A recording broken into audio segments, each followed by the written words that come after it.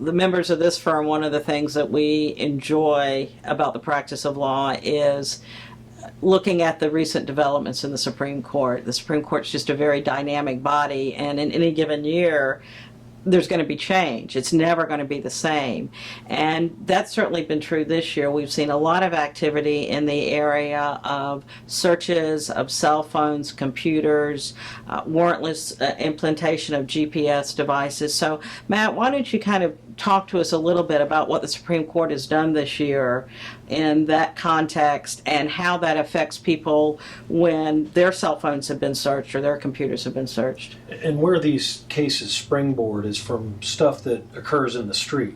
Routinely, years ago, when police would make an arrest or they're conducting an investigation and detaining somebody, they would routinely grab the cell phone and start scrolling through it. And in this day and age, the cell phones is powerful or more powerful than computers were 5 years ago. And so the amount of material that's contained on these devices is immense. Photographs, communications, text messages. Financial information? Financial information. It's the modern day equivalent of a filing cabinet. And so police, when they were conducting an investigation, they'd see a cell phone, they'd grab it, start scrolling through it, and Lord only knows what people keep on it. And they would routinely look for this for evidence or to use in questioning people based upon what they're finding in cell phones.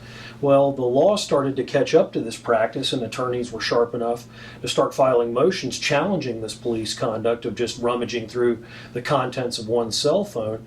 And it percolated its way up and ultimately to the Supreme Court, where they've announced now the law of the land. The rule is that you can't just rummage through a cell phone.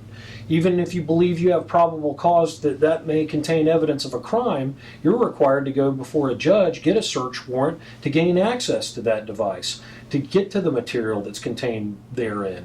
They can't just pick it up and scroll through it like they were patting you down on the street looking for weapons. It requires going to a neutral and detached magistrate to get that warrant, to make a showing of probable cause, to then get judicial authorization to enter that device.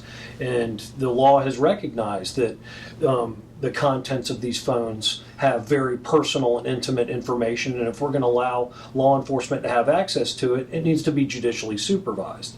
And that has been an evolution that's just now made its way in the last year, 18 months to the Supreme Court, where we're now, that's the law of the land. And we're seeing law finally catch up with technology. And I think one thing that people aren't aware of is this whole requirement of probable cause, because as recently happened in Florida, a fellow got pulled over, his cell phone was seized, they started scrolling through it without a warrant, and lo and behold, they found kiddie porn. So they, in fact, found evidence of a crime, and the court ruled that that was inadmissible because they had not gone and gotten a warrant. So I think what we're seeing in this evolution is that the courts are recognizing that cell phones are the equivalent of your private, almost like a private diary, and to just allow police officers to come in and search those without a warrant would just basically eliminate any meaning to the Fourth Amendment. So it truly is a case where the law is finally catching up with the technology. Also important, though, is like with any other Fourth Amendment right where you have to go get a warrant, it can be waived. So if the police were to ask to search your cell phone, you should say no, and you're perfectly entitled to say no. Because if you don't and you let them search it, that warrant requirement's going to be waived here. Yeah, Brian brings up a very good point, that all these legal arguments are fine and dandy, but the only way you can get to it is to preserve your legal rights. So when confronted with that question, do you mind if we go through your phone? You betcha you do. Now, in the street, it's always best to be polite. Sir, I respect what you're doing, but I'm going to object to that. I'm not giving you consent to my search. Be polite about it, but stand your ground, because as Brian just said, if you consent to that search, you can have all the greatest legal arguments why they shouldn't have gotten to it in the first place, but if you consent, they go right out the window. That's right. You lose your rights. Brian, why don't you talk to us a little bit about what the Supreme Court's been doing in the area of GPS searches? And the GPS search is kind of piggybacked, or actually I think preceded the cell phone search, where they would go slap something on your car and follow your movements around. That's going to take a warrant as well.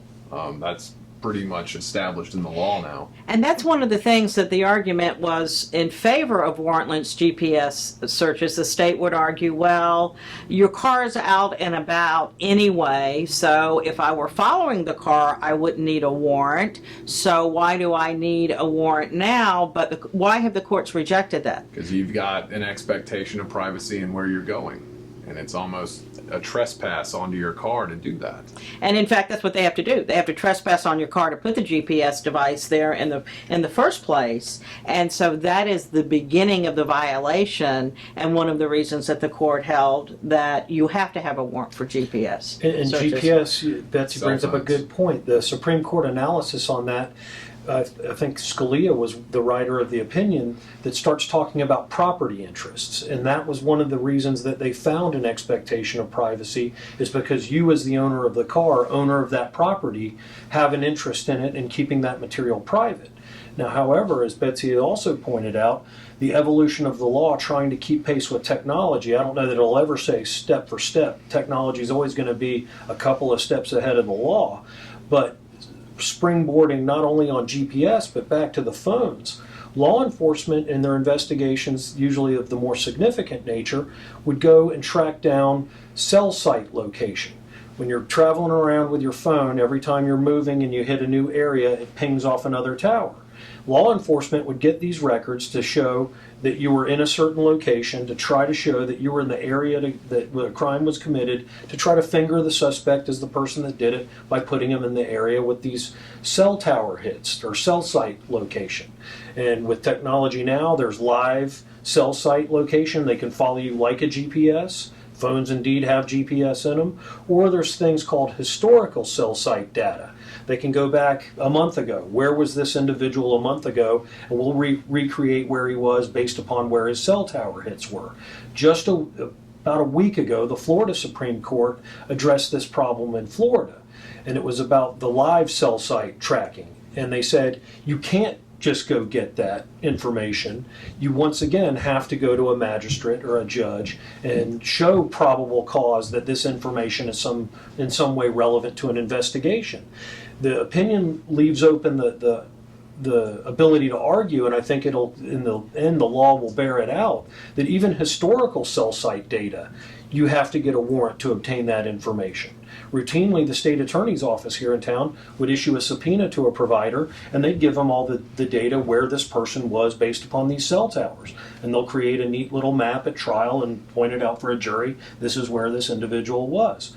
I don't believe the law is going to allow that based upon this recent decision. If they're going to get this information from the phone providers, they need to get a warrant. They just can't fire off a subpoena. So the law is trying its best to keep up with this, but technology is moving at such a pace that it takes a little while to get there. And that's the beauty of the Fourth Amendment to me, is who would have ever thought that an amendment that was written over 200 years ago could still be so dynamic that it could encompass these kinds of situations. And I think for those of us that view being criminal lawyers as being a constitutional lawyer, it's just it is